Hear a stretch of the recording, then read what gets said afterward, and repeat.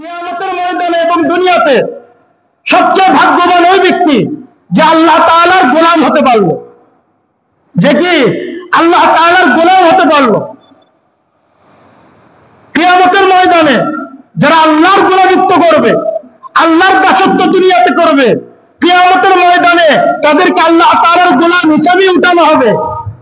মহান আল্লাহ তাআলা যিনি এত বড়, যার শান এত বড়, তার গোলামের মর্যাদা আল্লাহ তাআলা কিয়ামতের ময়দান থেকে নিয়ে জান্নাত পর্যন্ত শানের মধ্যে রাখবে। এই যে কোনটা খারাপ, কোনটা ভালো, কোনটা হক, কোনটা বাতিল, এটা নির্ণয় হবে কি দিয়ে? আমি করব? কোন ওলামায়ে কেরাম করবেন? সাধারণ মানুষ করবে না। কোরআন আর সুন্নাহ যেটাকে ভালো বলবে ওটাই ভালো, কোরআন আর সুন্নাহ যেটাকে খারাপ বলবে ওটাই খারাপ। তাহলে আমি আল্লাহর গোলাম, তাহলে আমি কি আল্লাহর গোলাম। আর মহান আল্লাহ তাআলার প্রেরিত রাসূল তিনি কি বলতেছেন যে ইবলিস শয়তান যদি তাদের অন্তরের মধ্যে, বনি আদমের অন্তরের মধ্যে ধোঁকা না দিত, যদি কুমন্ত্রণা না দিত, দুনিয়াতে থেকেই আল্লাহর বান্দা কি করতে পারত?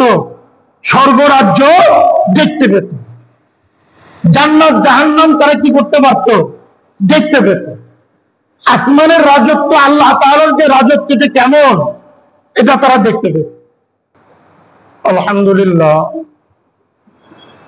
সমস্ত প্রশংসা মহান আল্লাহ তাআলার দরবারে, যিনি আমাদেরকে পবিত্র জুমার দিন তার ঘর মসজিদে এসে কোরআনের আলোচনায় বসার তৌফিক দান করেছেন। আমরা সকলেই শুকরিয়া আতান বলে আলহামদুলিল্লাহ। মুআজ্জাজ হাজিরিন, আজকে আমাদের আলোচনা মহান আল্লাহ তাআলা ইতিপূর্বে দান সম্পর্কে বিস্তারিত আলোচনা করেছেন। মুনাফিকদের দান, যারা মুমিন তাদের দান, এবং এই দান যে আমাদের জন্য কত প্রয়োজন এটাও আল্লাহ তাআলা দৃষ্টান্তের মাধ্যমে, উপমার মাধ্যমে তার বান্দাকে বুঝিয়েছে। এখন আল্লাহ তাআলা দুইটি বিষয় বর্ণনা করতেছে। একটি হলো শয়তানের ওয়াসওয়াসা, কুমন্ত্রণা, আর একটি হলো মহান আল্লাহ তাআলার প্রতিশ্রুতি। আল্লাহ তাআলা বলেন, আশ-শাইতানু ইয়াইদুকুমুল ফাকরা ওয়া ইয়া'মুরুকুম বিল ফাহশা। আশ-শাইতান, শয়তান কি করে? ইয়াইদুকুমুল ফাকরা, তোমাদেরকে দারিদ্রতার ভয় দেখায়। ওয়াদা, ইয়াইদু মানে প্রতিশ্রুতি। মুফাসসিরিনে কেরাম বলেন যে এখানে এটার অর্থ হবে ভয় দেখানো। যে ইবলিস শয়তান তোমাদেরকে দারিদ্রতার ভয় দেখায়। ওয়ায়ামুরুকুম বিল ফাহশা, এবং নাফরমানির কি করে? নির্দেশ দেয়। আল্লাহু ইয়াইদুকুম মাগফিরাতাম মিনহু ওয়া ফাদলা, আর মহান আল্লাহ তাআলা তোমাদেরকে প্রতিশ্রুতি দেন মাগফিরাতান, ক্ষমার প্রতিশ্রুতি দিচ্ছে, মিনহু তার পক্ষ থেকে, আর কি ওয়া ফাদলা এবং অনুগ্রহ। আল্লাহ তাআলা তার বান্দাদেরকে কি দিচ্ছেন? ক্ষমার প্রতিশ্রুতি এবং তার পক্ষ থেকে অনুগ্রহ। আল্লাহু ওয়াসিউন আলিম, আল্লাহ তাআলা হলেন প্রাচুর্যময়, মানে প্রশস্ততা দানকারী, তার সমস্ত কিছু সীমাহীন। আলিম, সব কিছু তিনি জানেন। তোমাদের হাজিরিন, আর শয়তান, শয়তান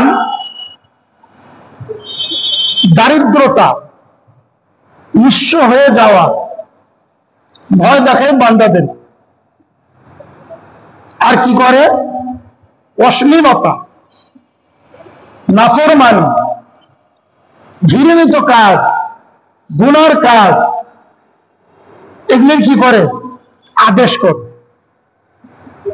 তোমার হাজিরিন, ইবলিস শয়তান, আমরা তাকে দেখি না, তা আদেশ করে কিভাবে, ভয় দেখায় কিভাবে? মহান আল্লাহ তাআলা ইবলিস শয়তানকে মানুষের রগে রগে প্রবেশ করার কি দিয়েছেন? শক্তি দিয়েছেন, ক্ষমতা দিয়েছেন। সে মানুষের ভিতরে প্রবেশ করে তার নফসকে যেটা বলতে থাকে, নফস ওটাই মানতে থাকে। তখন বান্দার মনে হয় যে আমার এটা মন চাচ্ছে। বান্দার কি মনে হয়? যে আমার মন এখন এটা করতে বলতেছে। আসলে বান্দার মন না, ইবলিস শয়তানের ওয়াসওয়াসার কারণে তার মনে হচ্ছে যে এটা আমার মন চাচ্ছে। এটা হলো কি? কুমন্ত্রণ। আর এই ইবলিস শয়তান, এর যে কুমন্ত্রণা, ওয়াসওয়াসা, এটা বনি আদমের জন্য সবচেয়ে মারাত্মক, বিপজ্জনক, ভয়ঙ্কর। হাদিসের মধ্যে আসছে, রাসূল করিম সাল্লাল্লাহু আলাইহি ওয়াসাল্লাম তিনি বলেন, লাউলা শাইতানু আইয়ুহা ইলা কুলুবি বনি আদম লানাযারু ইলা মালাকুতিস সামাওয়াত।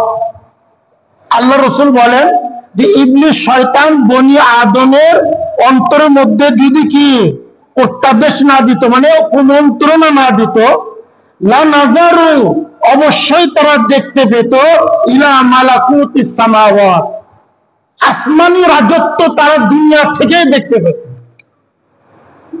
আসমানি রাজত্ব, স্বর্গ রাজ্য আমরা দুনিয়াতে অনেক কিছু দেখি না। আর মহান আল্লাহ তাআলার প্রেরিত রাসূল তিনি কি বলতেছেন? যে ইবলিস শয়তান যদি তাদের অন্তরের মধ্যে, বনি আদমের অন্তরের মধ্যে ধোঁকা না দিত, যদি কুমন্ত্রণা না দিত, দুনিয়াতে থেকেই আল্লাহর বান্দা কি করতে পারত? স্বর্গরাজ্য দেখতে পেত। জান্নাত জাহান্নাম তারা কি করতে পারত? দেখতে পেত। আসমানের রাজত্ব, আল্লাহ তাআলার যে রাজত্ব, এটা কেমন, এটা তারা দেখতে পেত। তোমার হাজিরিন, বনি আদম যখন কুমন্ত্রণা দেয়, তার অন্তর কিছুটা কি হয়ে যায়? কালো হয়ে যায়। যখন সেই গুনার কাজ করে, তখন তার অন্তরের মধ্যে একবারে স্থায়ী ভাবে একটা স্পট, একটা দাগ, একটা কালিমা বসে যায়। এইভাবে যত করতে থাকে, তার অন্তর তত কি হতে থাকে? অন্ধকার হতে থাকে, কালো হতে থাকে। এক সময় তার বিবেচনা, যে স্বাভাবিক যে জ্ঞান, কোনটা ভালো কোনটা খারাপ, বিবেক বিবেচনা আস্তে আস্তে লোপ পায়। লোপ পাওয়ার পর কি অবস্থা হয়? ভয়ঙ্কর ভয়ঙ্কর মানবতা বিরোধী কাজকেও ভালো মনে হয়। ভয়ঙ্কর ভয়ঙ্কর, আমরা অনেক সময় বলি না, এত ভয়ঙ্কর কাজ করছে, এরপরে তাকে সমর্থন করে কিভাবে? আমরা অনেক সময় বলি যে তার মধ্যে যদি মানুষত্ব থাকে, কোন ধর্মের দরকার নাই, মানুষত্ব বোধ যদি থাকে, তাহলে এত ঘৃণিত ব্যক্তিকে সে সাপোর্ট করতে পারেন। কিন্তু করতেছে কিনা? ভয়ঙ্কর ভয়ঙ্কর কাজ, যেটা কল্পনাও করা যায় না। একজন মুসলমানের দরকার নাই, যার মধ্যে সাধারণ মানুষত্ব আছে, সে হয়রান হয়ে যাবে যে এটা কোনো মানুষের কাজ না, হায়ান জানোয়ারের কাজ। তোমার হাজিরিন, যারা হায়ান জানোয়ারের কাজ করতেছে, এদের মনুষ্যত্ব তো বহু আগেই চলে গেছে। আর কিছু মানুষ দেখতেছে, তাদেরকে ভালো বলতেছে বা তাকে সমর্থন করতেছে, কারো মানুষত্ব শেষ। আর আমরা কি হয়ে যাই? হয়রান হয়ে যাই। এটা হয় কিভাবে? ধর্মের কোনো দরকার নাই, বিবেক বিবেচনা বলে এর চেয়ে জঘন্য কাজ হায়ান জানোয়ারই একমাত্র করতে পারে, কোন মানুষ করতে পারে না। তো মহান আল্লাহ তাআলার পরিণত রাসূল 1400 বছর পূর্বে কি করে দিয়েছে, বলে দিয়ে গেছে। না জানার কারণে আমরা কি হয়ে যাই, হতভম্ব হয়ে যায়। হতভম্ব হওয়ার কিছু নাই।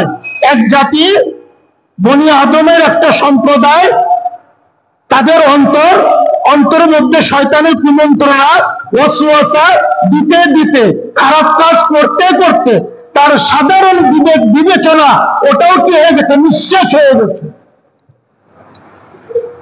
এখন হায়ান জানোয়ার যেটা, তার চেয়েও চরম জঘন্য কাজ তারা করতেছে। একটা সাপ বাধ্য না হলে কিন্তু সবলও মারে। একটা হিংস্র প্রাণী ক্ষুধা না লাগলে কিন্তু কি করে না, অন্য জানোয়ারের উপর আক্রমণ করেন। আর আমরা মানুষ তো মানুষ খায় না, অযথা একটা ব্যক্তিকে এমন ভয়ঙ্কর ভাবে হত্যা করতেছে। আবার আমাদের মধ্যে কিছু ব্যক্তি ওটাকে সাপোর্ট করতেছে। কারণ কি? ধর্মের কথা না, সাধারণ মানুষত্ব তার মধ্যে যদি থাকে, সাধারণ বিবেক বিবেচনা যদি থাকে, সেও এটাকে জঘন্য বলবে, তার নামও মুখে নিবে না। এটা তো দূরের কথা, বরং ওই সমস্ত হায়ান জানোয়ারের চেয়ে অধম যারা, তাদের জন্য কি করতেছে, সর্বোচ্চ প্রচেষ্টা করতেছে।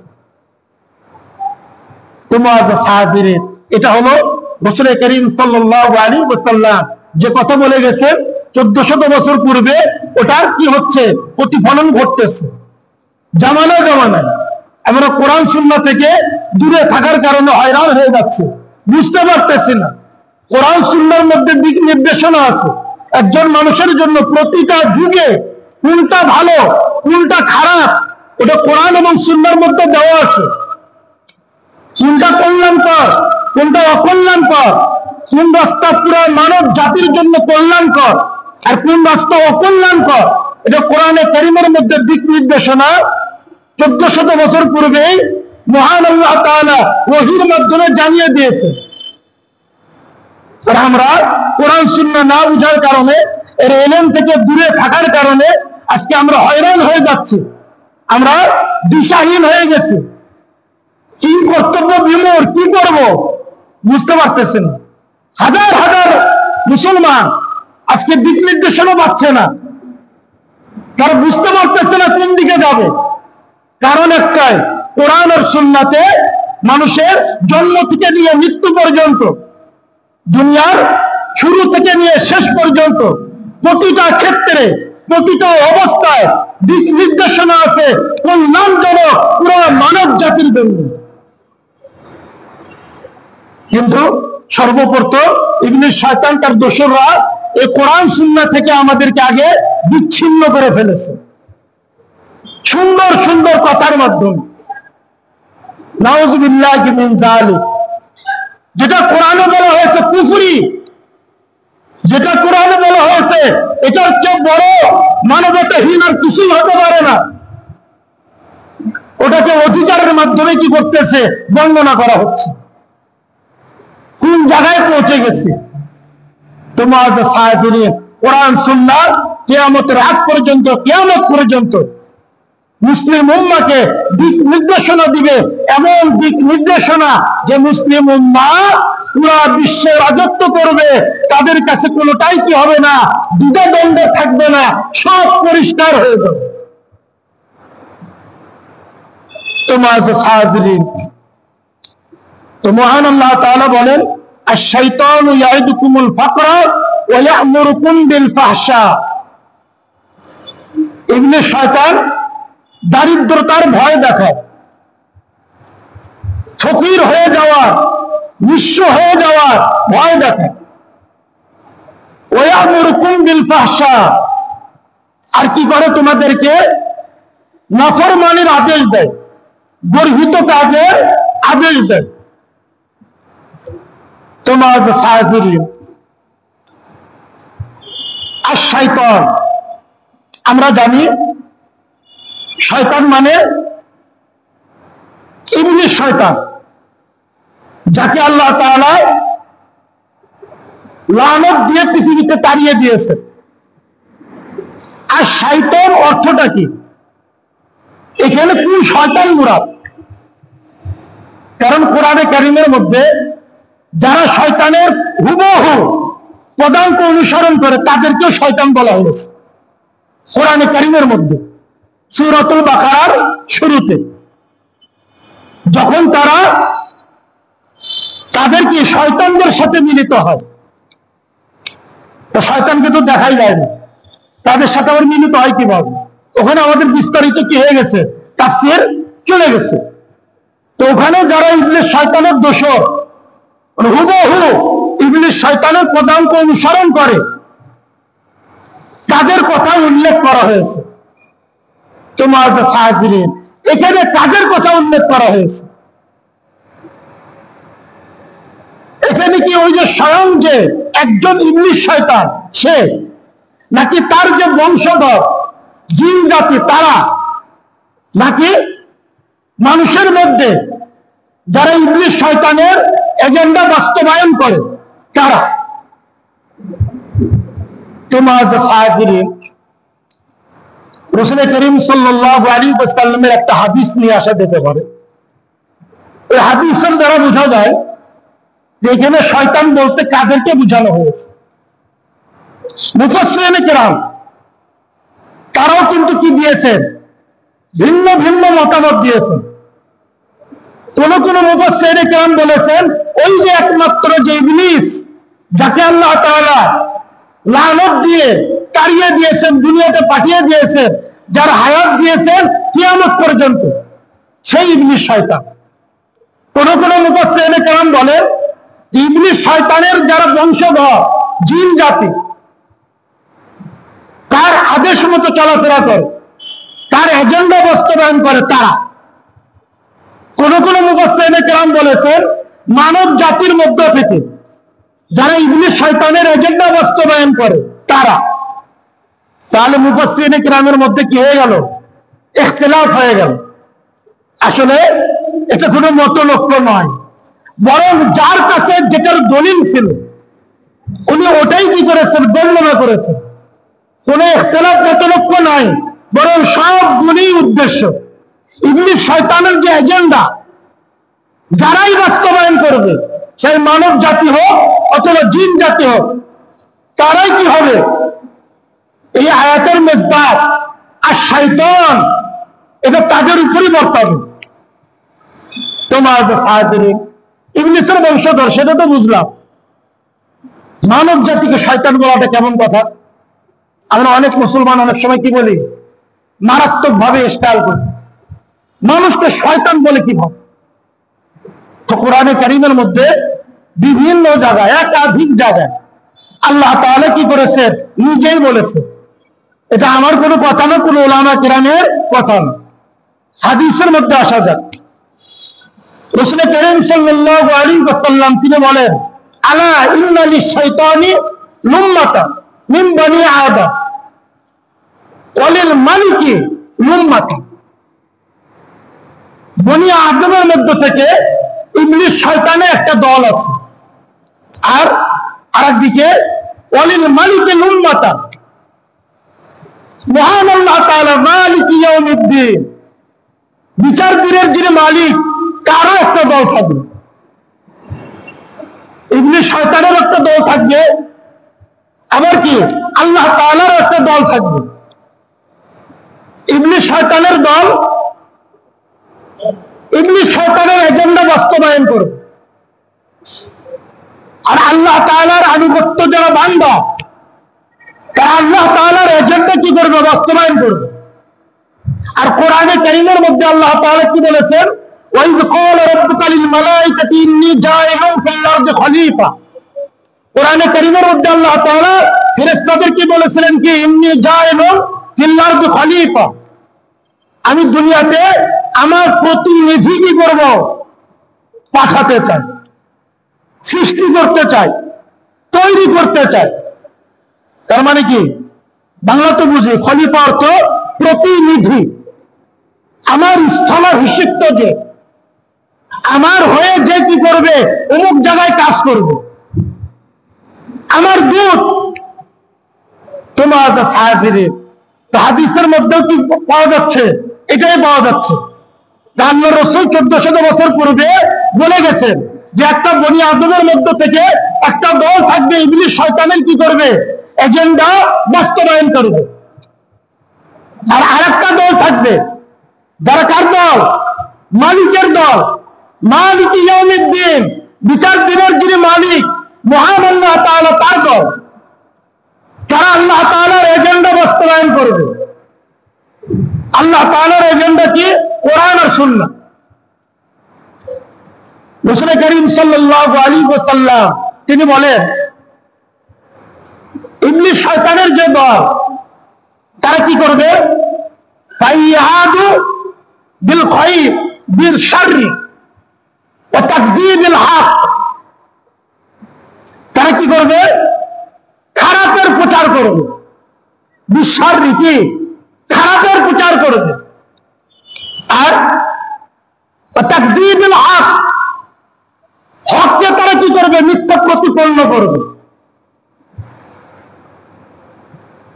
আর যারা আল্লাহর দল, তারা কি করবে? ইয়াদু বিল খায়র, কল্যাণের ভালোর প্রচার করবে। ওয়া তাসদীকুল হক, এবং সত্যকে কি করবে? সত্যায়ন করবে। পরিষ্কার। তৃতীয় কোনো দল কিন্তু নাই এই হাদিসের মধ্যে। তৃতীয় কোনো কি নাই? দল নাই। একদল হলো শয়তানের এজেন্ডা বাস্তবায়ন করবে, আর একদল কার করবে? মহান আল্লাহ তাআলার এজেন্ডা বাস্তবায়ন করবে। এটাই তো যেটা বললাম হাদিসের মধ্যে হুবহু যে হাদিস, সেটাও বর্ণনা করলাম।